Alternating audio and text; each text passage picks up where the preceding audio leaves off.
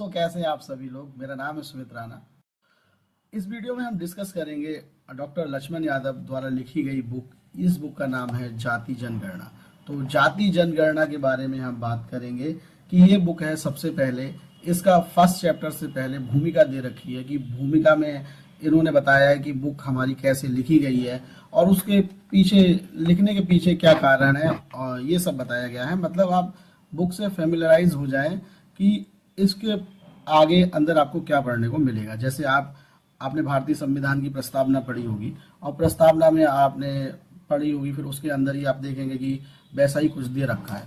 तो इस बुक में भी ये भूमिका दी है। भूमिका को आप पढ़ेंगे, आपको क्यूरियोसिटी होगी कि इस बुक को और भी पढ़ना चाहिए। तो सबसे पहले हम जानने की कोशिश करते हैं कि ये बुक कैसे लिखी है। इस बुक को लिखने के लिए डॉक्टर साहब ने सबसे पहले ये मुद्दा देखा कि जातिगत जनगणना है या जाति जनगणना है, इस पर बहुत कम ही बात होती है और ये जो टॉपिक है वो कभी आता ही नहीं है। लेकिन क्या हुआ, कोई भी अगर एक टॉपिक है वो अपनी है वो क्षमता है उसे दिखाता है और कभी ना कभी वो समाज में आ जाता है, राजनीतिक पटल पे आ जाता है। तो धीरे धीरे होते होते ये राष्ट्रीय बहस का मुद्दा हो गया। और आपने देखा भी होगा, राहुल गांधी ने संसद में कहा था कि मैं जाति जनगणना यहाँ पे करा के रहूंगा, ये मेरा आपसे वादा है। फिर केंद्र सरकार ने भी जनगणना करने की बात की और उससे पहले आपने देखा भी होगा कि बिहार में जनगणना हुई और उसमें भी बताया गया कितना ओबीसी वर्ग है, कितना जनरल वर्ग है और भी है। और आपको मैं एक बात बता दूं, इस बुक में जो भी दे रखा है मैं उसी के बारे में बात करूंगा। इसमें मेरा कोई ओपिनियन नहीं है। इस बुक का रिव्यू हुई है, इसमें जो लिखा है उसी को मैं एक्सप्लेन करूंगा, अपनी तरफ से कुछ भी इसमें ऐड नहीं करूंगा।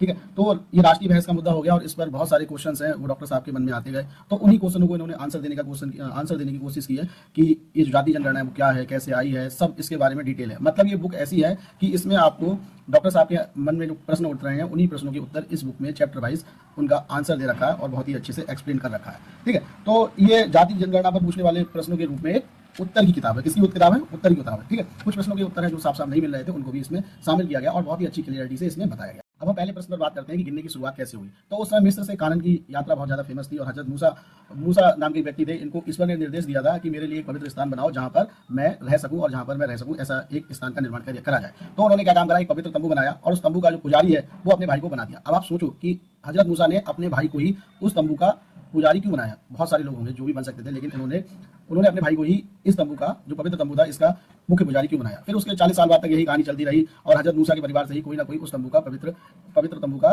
रखवाला या उसका मुख्य पुजारी बनता गया और कोई नहीं बना, केवल हजरत मूसा के परिवार, भतीजा, भाई भतीजा यही होता रहा। ठीक है, तो ये सब कहानी चल रही थी।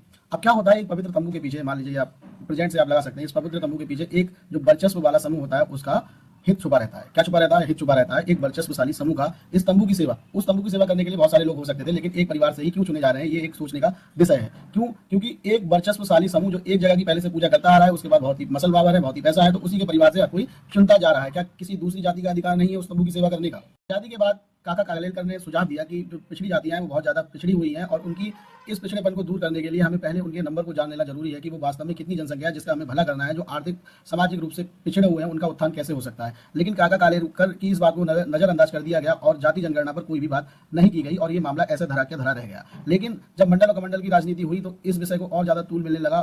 तब जाके सरकार ने कुछ नरमी दिखाई, क्योंकि वोट चाहिए, तो इसीलिए एक और आयोग का गठन हुआ जो कि बीपी मंडल की अध्यक्षता में हुआ। साहू जी ने जनगणना की थी और जनगणना में उन्होंने पाया कि जो राज्य के ज्यादातर पद हैं उन पर सभी ब्राह्मण बैठे हुए हैं। तो उन्होंने क्या काम करा, 50% पद हैं वो गैर ब्राह्मणों को क्या कर दिए, आरक्षित कर दिए गए, क्योंकि इससे कि सभी को समाज में बराबरी का अधिकार मिल पाए। तो ये साहू जी का बहुत ही बढ़िया डिसीजन था कि उन्होंने सभी के लिए समानता से देखा गया। आजादी के बाद सरदार वल्लभ भाई पटेल ने एक विधेयक पेश किया और विधेयक पेश होने के बाद ये कानून भी बन गया, जिसके बाद केवल एससी और एसटी की जनगणना होती थी और ओबीसी की जनगणना करना बंद कर दिया गया। और इसी के विरोध में डॉक्टर भीमराव अम्बेडकर, बाबा साहब ने इस्तीफा दे दिया, जिसके बाद पिछड़ा आयोग की स्थापना हुई। जब बाबा साहब ने इस्तीफा दे दिया तभी जाकर पिछड़ा आयोग बना। तो देखिए किस तरह से जो ओबीसी वर्ग है उसका आज़ादी से पहले से ही शोषण होता रहा है, ये आप देख सकते हैं। इस तरह से इस बुक की भूमिका यही है कि इसमें डॉक्टर साहब ने किस तरह इस बुक को लिखा और उसमें जो ऐतिहासिक पक्ष है उसको भी दिखाया गया कि किस तरह से ओबीसी वर्ग के साथ ये सब हुआ है और किस तरह से उनकी जो जाति जनगणना है उसको लोगों ने कभी